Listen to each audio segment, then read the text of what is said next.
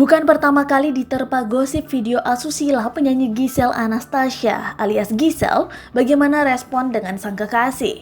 Beberapa hari terakhir video asusila mirip Giselle Anastasia beredar. Nama mantan istri Gading Martin itu bahkan sempat menjadi trending topik Twitter. Pebasket Wijaya Saputra alias Wijin yang setia menemani Giselle saat kasus video asusila serupa menerpa tahun lalu, kali ini menunjukkan hal yang sama. Salah satu IG story Wijin sempat jadi sorotan. Ia nampak membuktikan bahwa kasus ini tidak mempengaruhi hubungan mereka berdua.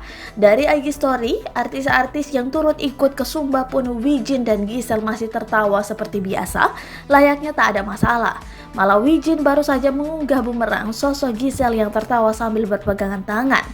Tak hanya itu, ia menambahkan tulisan love ya, @Giselle_LA. Wijin akhirnya buka suara terkait video Sure mirip kekasihnya Giselle Anastasia alias Giselle. Bahkan, ia mengaku sampai tak habis pikir atas kebaikan yang banyak dilakukan Giselle.